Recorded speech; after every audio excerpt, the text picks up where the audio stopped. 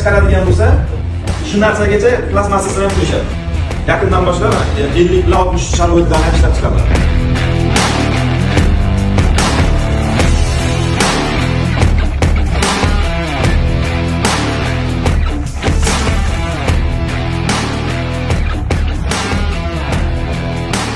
Keyin sharoit kranlarni ko'pchilik savol berdi. Aylanib ketmaymi, qiyshab ketmaymi deb. Shunday narsaga maxsus ichida plankasi bor buni, temir. Chunki sharoit kranlarda bilsangiz, qotib qolsa, boshqa bo'lsa buraydigan bo'lsangiz, ani aylanib ketadi. Qaysi holatda yopishini bilmaysiz, o'tib ketadi. Ana shunga xavfsiz bo'lish uchun nima qo'yilgan? Temir planka, shayba qo'yilgan. Plastmassa bo'lishi mumkin tashqarida, ichida temir shaybasi bor. Kechqurun kelmaydi, ertalab ketmaydi. Nima bu?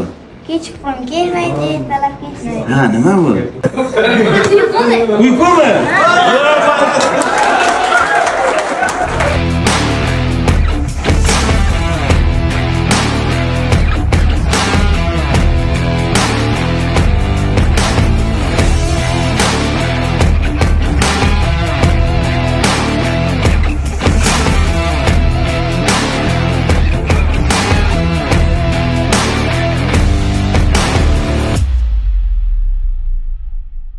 Bugungi seminarimiz juda o'ylagandan yaxshi o'tdi.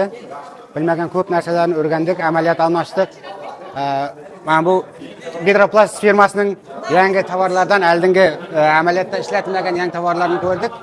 Juda taassurotli bo'ldi. Safar aka, o'zimizning hamkasb bu. Qanchadan beri tanishmiz Safar aka bilan? Assalomu alaykum. Bugungi seminar yaxshi o'tdi. Bugungi seminarda ko'p narsani o'rgandim. Men buni safar ham kelaman.